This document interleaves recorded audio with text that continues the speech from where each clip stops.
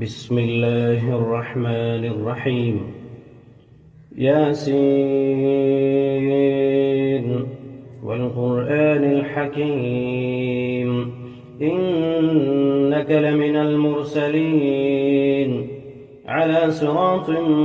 مستقيم تنزيل العزيز الرحيم لتنذر قوما ما أنذر آباؤهم فهم غافلون لقد حق القول على أكثرهم فهم لا يؤمنون إنا جعلنا في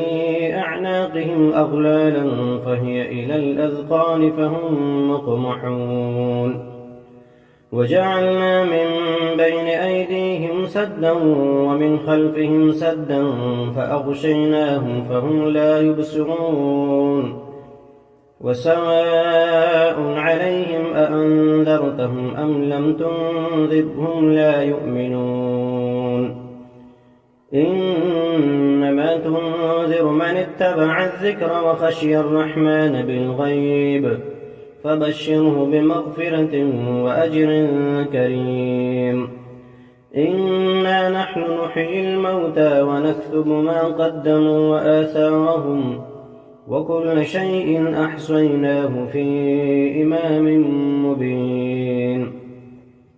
واضرب لهم مثلا أصحاب القرية إذ جاءها المرسلون إذ أرسلنا إليهم 2 فكذبوهما فعززنا بثالث فقالوا إنا إليكم مرسلون قالوا ما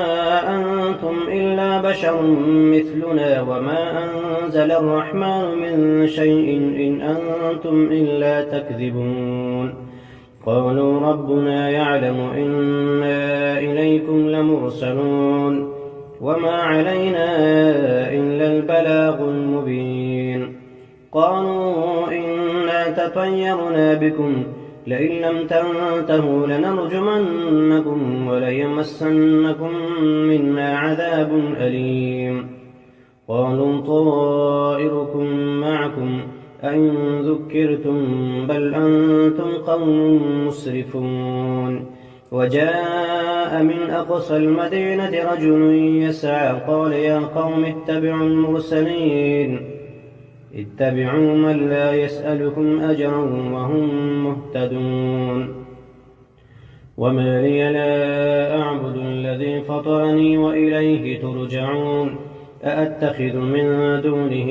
آلهة إن يردني الرحمن بضر لا تغن عني شفاعتهم شيئا ولا ينقذون إني إذا لفي ضلال مبين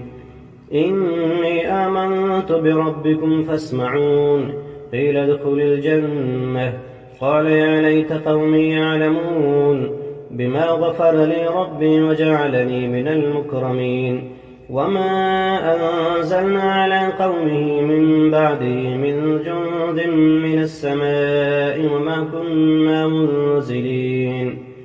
إن كانت إلا صيحة واحدة فإذا هم خامدون يا حسرة على العباد ما يأتيهم من رسول إلا كانوا به يستهزئون ألم يروا كم أهلكنا قبلهم من القرون أنهم إليهم لا يرجعون وإن كل لما جميع لدينا محضرون وآية لهم الأرض الميتة أحييناها وأخرجنا منها حبا فمنه يأكلون وجعلنا فيها جنات من نخيل وأعناب وفجرنا فيها من العيون ليأكلوا من ثمره وما عملته أيديهم أفلا يشكرون سبحان الذي خلق الأزواج كلها مما تنبت الأرض ومن أنفسهم ومما لا يعلمون وآية لهم الليل نسلخ منه النهار فإذا هم مظلمون والشمس تجري لمستقر لها ذلك تقدير العزيز العليم والقمر قدرناه منازل حتى عاد كالعرجون القديم لا الشمس ينبغي لها أن تدرك القمر ولا الليل سابق النهار وكل في فلك يسبحون وآية لهم أنا حملنا ذريتهم في الفلك المشحون وخلقنا لهم من مثله ما يركبون وإن نشأ نغرقهم فلا صريخ لهم ولا هم ينقذون إلا رحمة منا ومتاعا إلى حين وإذا قيل لهم اتقوا ما بين أيديكم وما خلفكم لعلكم ترحمون وما تأتيهم من آية من آيات ربهم إلا كانوا عنها معرضين وإذا قيل لهم أنفقوا مما رزقكم الله قال الذين كفروا للذين آمنوا أنطعم من لم يشاء الله أطعمه إن أنتم إلا في ضلال مبين ويقولون متى هذا الوعد إن كنتم صادقين ما ينظرون إلا صيحة واحدة تأخذهم فهم يخصمون فلا يستطيعون توصية ولا إلى أهلهم يرجعون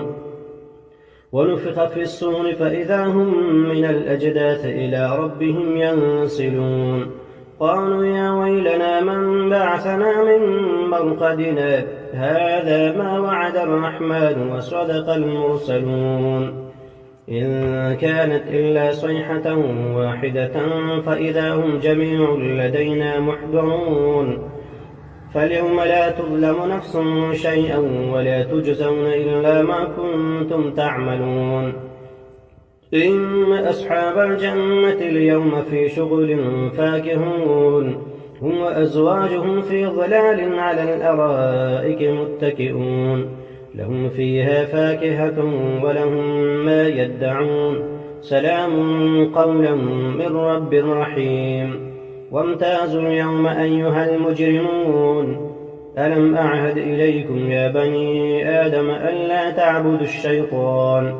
إنه لكم عدو مبين وأن اعبدوني هذا صراط مستقيم ولقد أضل منكم جبلا كثيرا أفلم تكونوا تعقلون هذه جهنم التي كنتم توعدون اصلوها اليوم بما كنتم تكفرون اليوم نختم على أفواههم وتكلمنا أيديهم وتشهد أرجلهم بما كانوا يكسبون ولو نشاء لطمسنا على أعينهم فاستبقوا الصراط فأنى يبصرون ولو نشاء لمسخناهم على مكانتهم فما استطاعوا مضيا ولا يرجعون ومن نعمره ننكسه في الخلق أفلا يعقلون وما علمناه الشعر وما ينبغي له إن هو إلا ذكر وقرآن مبين لينذر من كان حيا ويحق القول على الكافرين أولم يروا أنا خلقنا لهم مما عملت أيدينا أنعاما فهم لها مالكون وذللناها لهم فمنها ركوبهم ومنها يأكلون ولهم فيها منافع ومشارب أفلا يشكرون واتخذوا من دون الله آلهة لعلهم ينصرون لا يستطيعون نصرهم وهم لهم جند محضرون فلا يحزنك قولهم إنا نعلم ما يسرون وما يعلنون أولم ير الإنسان أنا خلقناه من نطفة فإذا هو خصيم مبين وضرب لنا مثلا ونسي خلقه قال من يحيي العظام وهي رميم قل يحييها الذي أنشأها أول مرة وهو بكل خلق عليم الذي جعل لكم من الشجر الأخضر نارا فإذا أنتم منه توقدون أوليس الذي خلق السماوات والأرض بقادر على أن يخلق مثلهم بلى وهو الخلاق العليم إنما أمره إذا أراد شيئا أن يقول له كن فيكون. فسبحان الذي بيده ملكوت كل شيء وإليه ترجعون. بسم الله الرحمن الرحيم. الحمد لله الذي أنزل على عبده الكتاب ولم يجعل له عوجا قيما لينذر بأسا شديدا من لدنه ويبشر المؤمنين الذين يعملون الصالحات أن لهم أجرا حسنا ماكثين فيه أبدا وينذر الذين قالوا اتخذ الله ولدا ما لهم به من علم ولا لآبائهم كبرت كلمة تخرج من أفواههم إن يقولون إلا كذبا فلعلك باخع نفسك على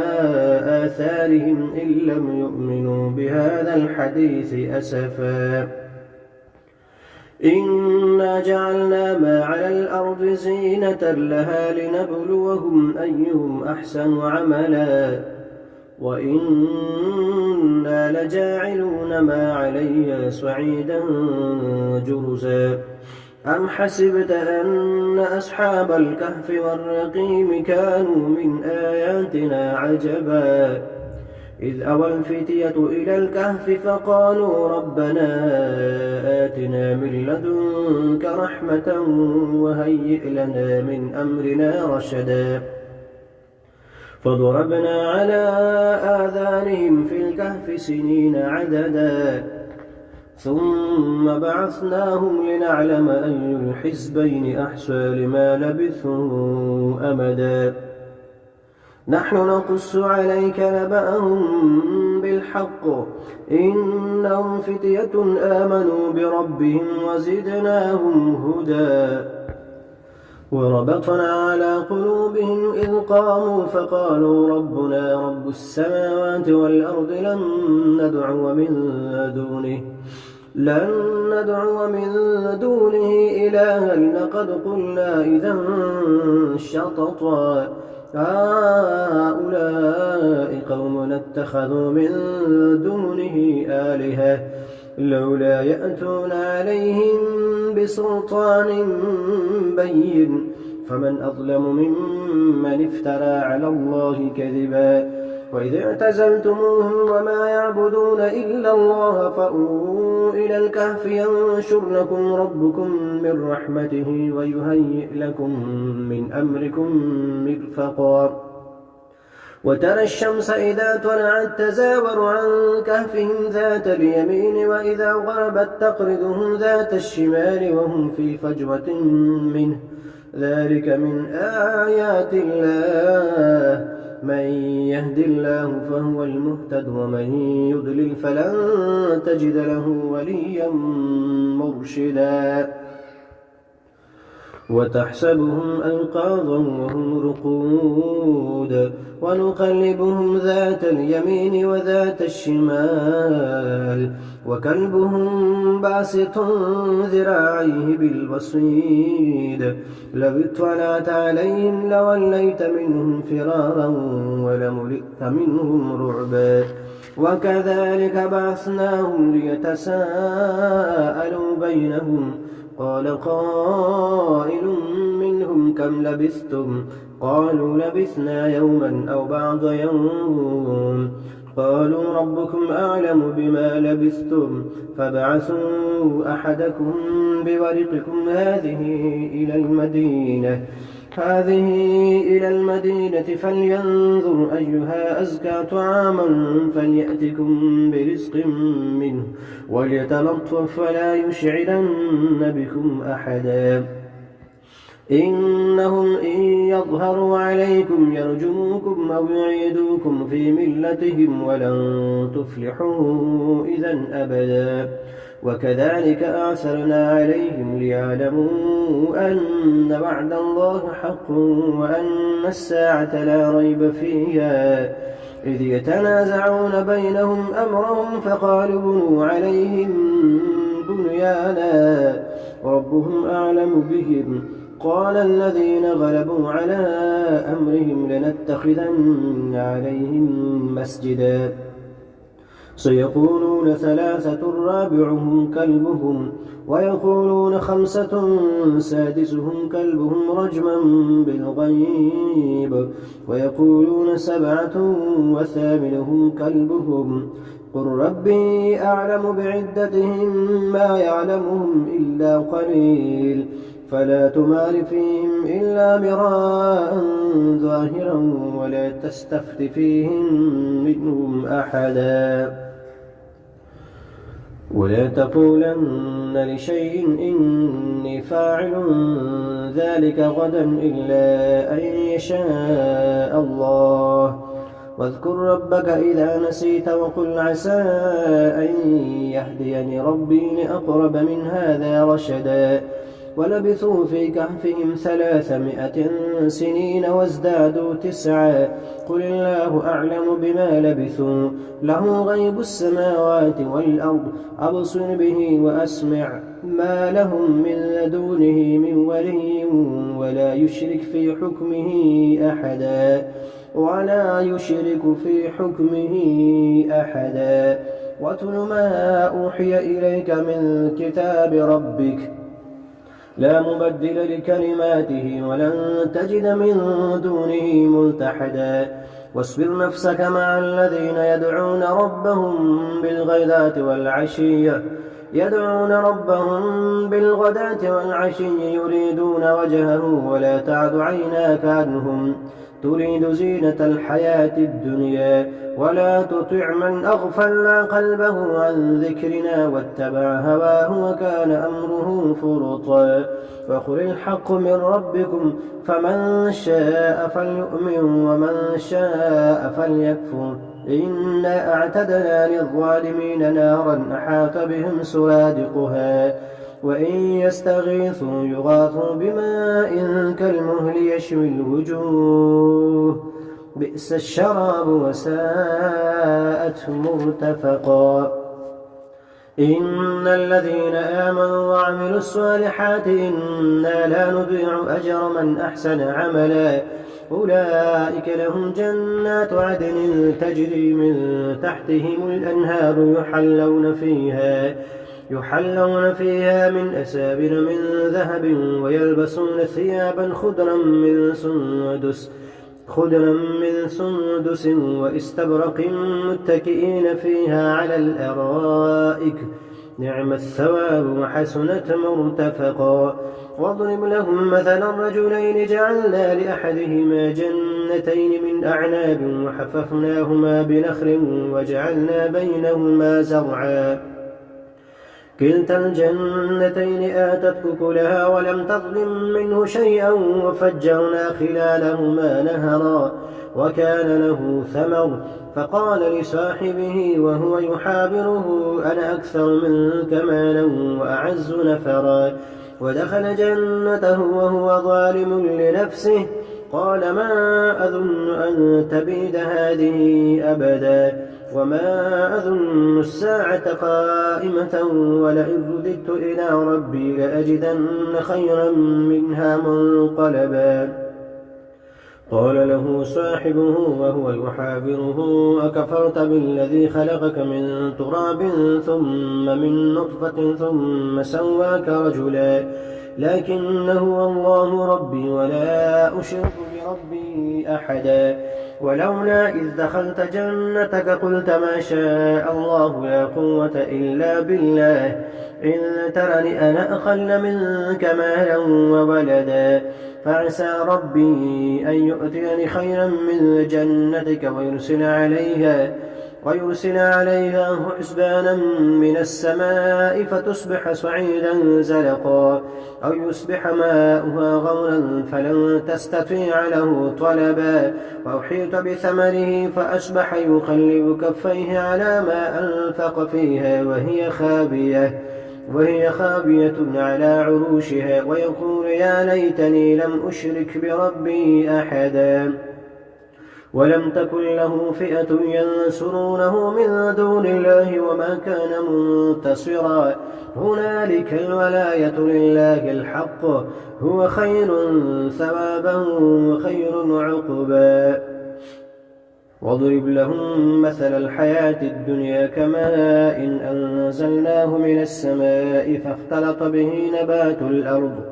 نبات الأرض فأصبح هشيما تذروه الرياح وكان الله على كل شيء مقتدرا المال والبنون زينة الحياة الدنيا والباقيات الصالحات خير عند ربك ثوابا وخير أملا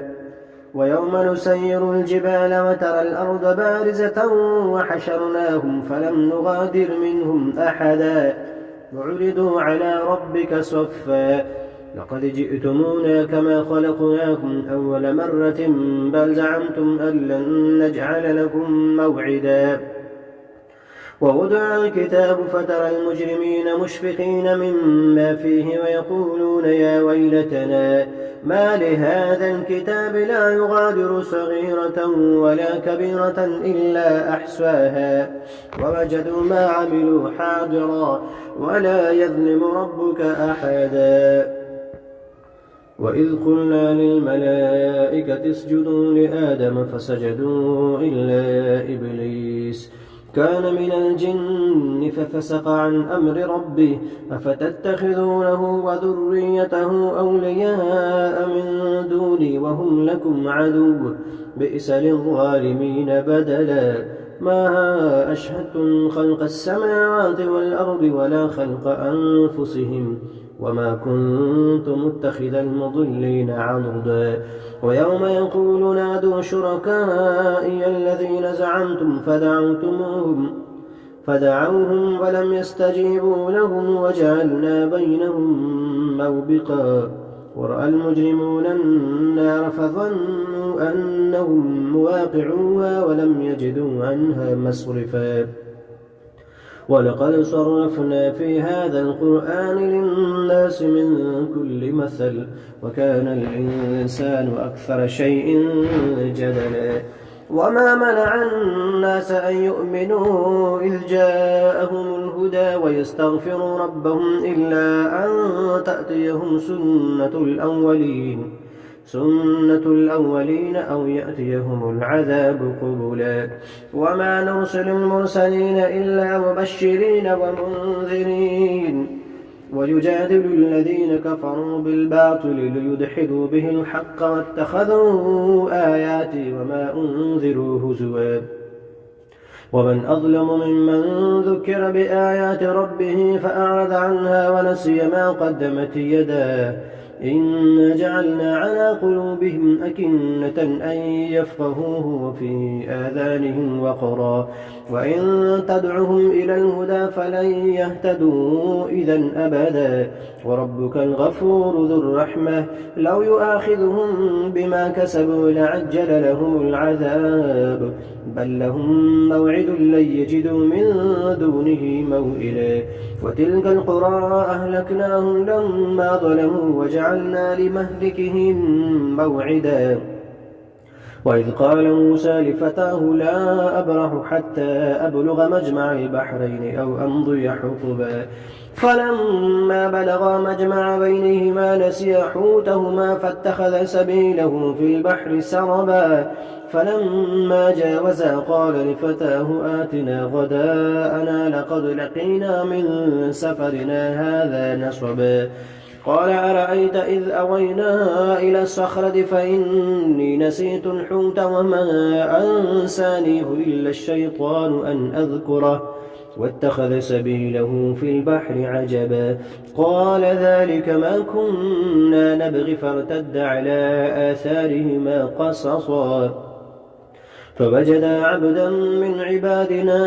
آتيناه رحمة من عندنا وعلمناه من لدنا علما. قال له موسى هل أتبعك على أن تعلمني مما علمت رشدا؟ قال إنك لن تستطيع معي صبرا وكيف تصبر على ما لم تحط به خبرا؟ قال ستجدني إن شاء الله صابرا ولا أعصي لك أمرا. قال فإن اتبعتني فلا تسألني عن شيء حتى أحدث لك منه ذكرا. فانطلقا حتى إذا ركبا في السفينة خرقها قال أخرقتها لتغرق أهلها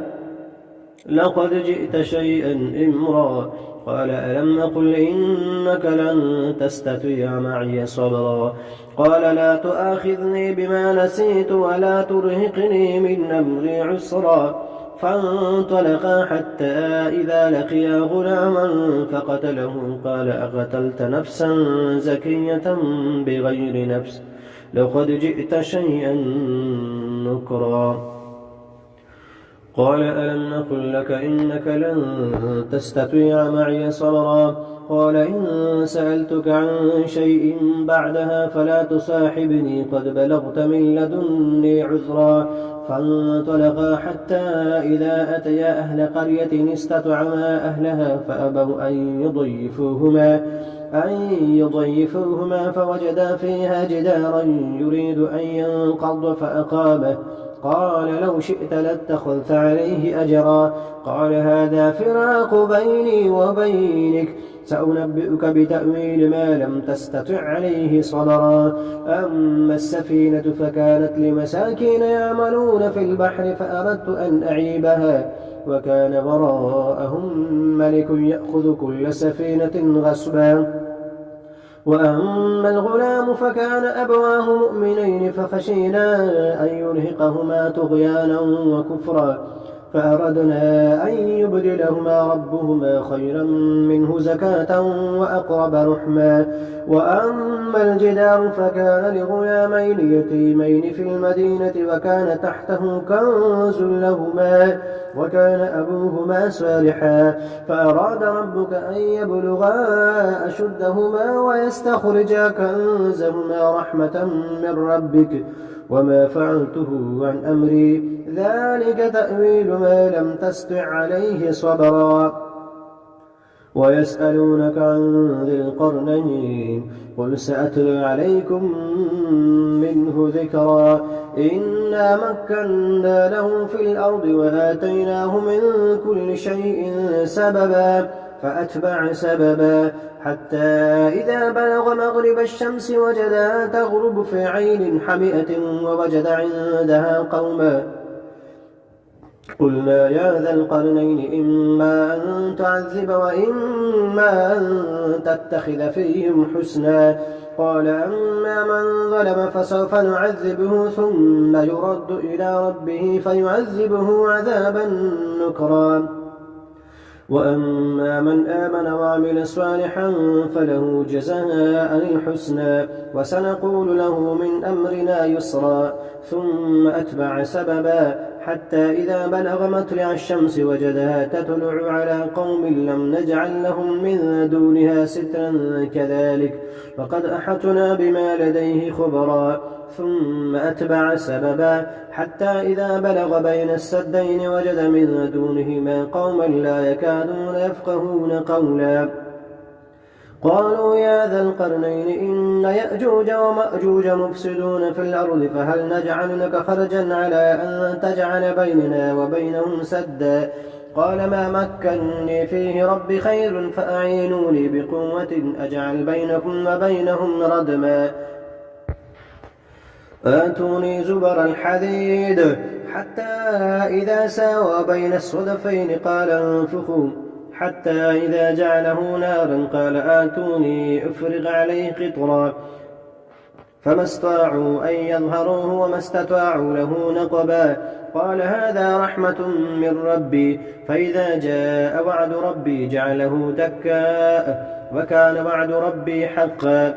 وتركنا بعضهم يومئذ يموج في بعض ونفخ في السور فجمعناهم جمعا وعرضنا جهنم يومئذ للكافرين عرضا الذين كانت أعينهم في غطاء عن ذكري وكانوا لا يستطيعون سمعا أفحسب الذين كفروا أن يتخذوا عبادي من دوني أولياء إنا أعتدنا للكافرين نزلا قل هل ننبئكم بالأخسرين أعمالا الذين ضل سعيهم في الحياة الدنيا وهم يحسبون أنهم يحسنون صنعا أولئك الذين كفروا بآيات ربهم ولقائه فحبطت أعمالهم فلا نقيم لهم يوم القيامة وزنا إن الذين آمنوا ذلك جزاؤهم جهنم بما كفروا واتخذوا آياتي ورسلي هزوا إن الذين آمنوا وعملوا الصالحات كانت لهم جنات الفردوس نزلا خالدين فيها لا يبغون عنها حولا قل لو كان البحر مدادا لكلمات ربي لنفد البحر قبل أن تنفد كلمات ربي ولو جئنا بمثله مددا قل إنما أنا بشر مثلكم يوحى إلي أنما إلهكم إله واحد فمن كان يرجو لقاء ربه فليعمل عملا صالحا ولا يشرك بعبادة ربه أحدا.